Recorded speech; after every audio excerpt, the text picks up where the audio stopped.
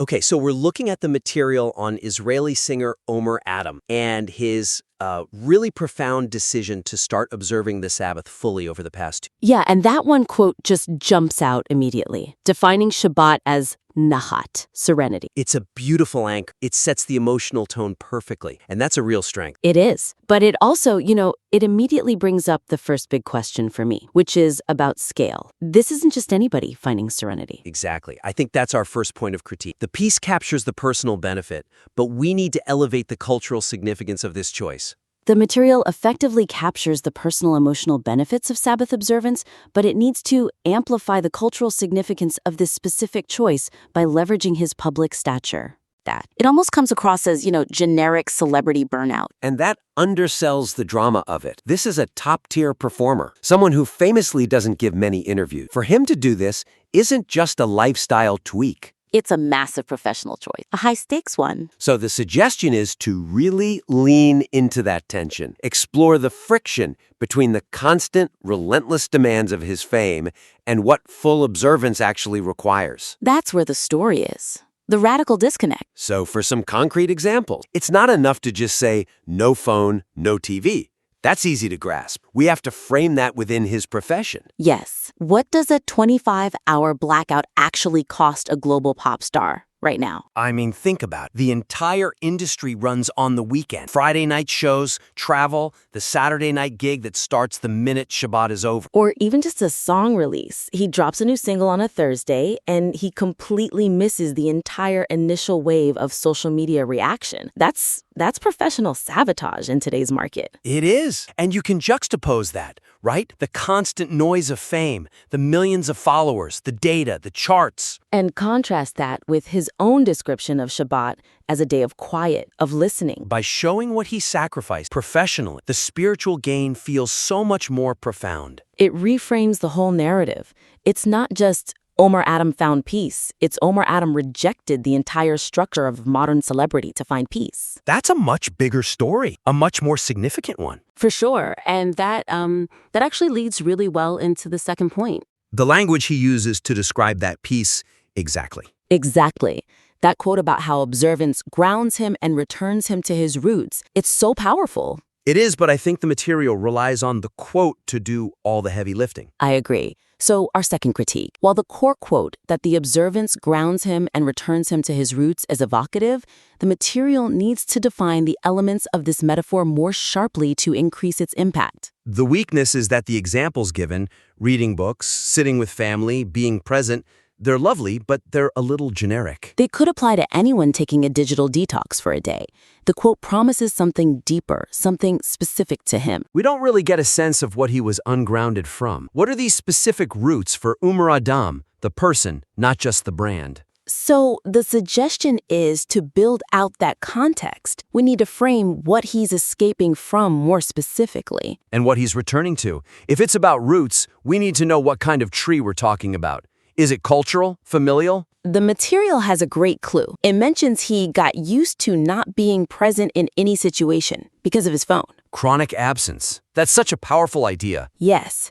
So let's connect that. Is that absence because fame forces him into a persona, a mask? Is grounding about shedding that celebrity skin for 25 hours? And becoming just Omer. Exactly. And for the examples, instead of just sitting with family, maybe the piece could suggest the contrast. You mean like going from the roar of a 50,000-person stadium to the quiet of a family dinner table? Yes.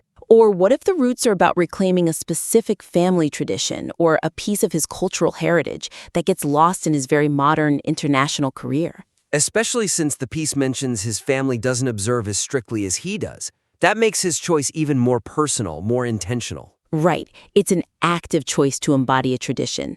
That gives a metaphor real weight. It makes the transformation his and his alone. It becomes a story only he can tell. Okay, so from that very personal, internal journey, I think we need to pivot to the piece's external purpose. The project it's connected to, the Shabbat for all reasons initiative. Right, and that brings up a structural issue. How his very strict, personal story serves this very broad, inclusive project. This is our third critique, and it's really about organization and flow.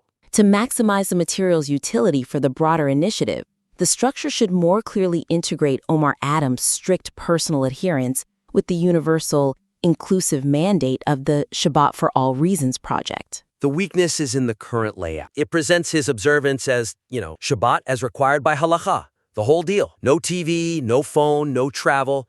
It's a very high bar. An all-or-nothing approach. And then right next to that, you have the project's philosophy, which is Mother Lead, saying Shabbat has countless faces and each one is blessed. You see the problem right away. That juxtaposition is risky. It can feel intimidating. Yeah, a reader might see his story and think, well, if I can't do all of that, I shouldn't even bother. It creates a barrier to entry, which is the exact opposite of what the project wants to do. So the suggestion here is purely structural. It's about bridging that gap. We need to explicitly connect his high-bar story to the project's welcoming philosophy. Make his story an inspiration, not a requirement. And a really concrete way to do that is to just flip the order. Flip the script. I like it. Start with the project's inclusive message first. Lead with Shabbat has countless faces.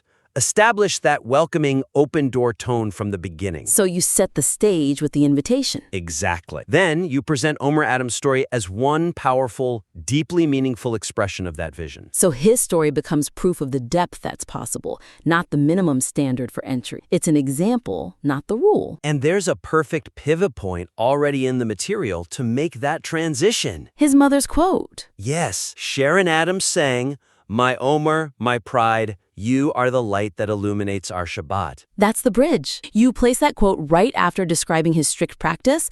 It's a maternal, loving, non-judgmental endorsement. It frames his personal choice within a larger, unifying family context. It shows his path is one blessed path among many. And that restructure makes his star power work for the project's inclusivity, not against it. It's a much smarter, more strategic use of his testimonial. Absolutely. This has been a really good dive into this. So just to recap the big takeaways for the writer. Let's do it. 3 main opportunities here. First, really heighten the cultural significance. Show the friction, the stakes, what he's actually sacrificing every single week to do this. Second, we need to deepen that roots and grounding metaphor. Get specific about what he was ungrounded from and what specific heritage, familial, cultural, he is actively reclaiming.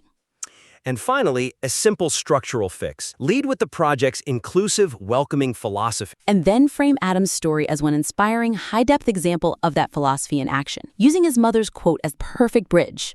I think with those adjustments, this piece goes from being a really good profile to a powerful piece of cultural commentary that also perfectly serves the project's mission. It becomes more robust, more logical, and ultimately it'll have a much bigger impact on the reader. For sure. We really encourage you to work with these ideas, refine the material, and please send it back to us. We'd love to see the next draft.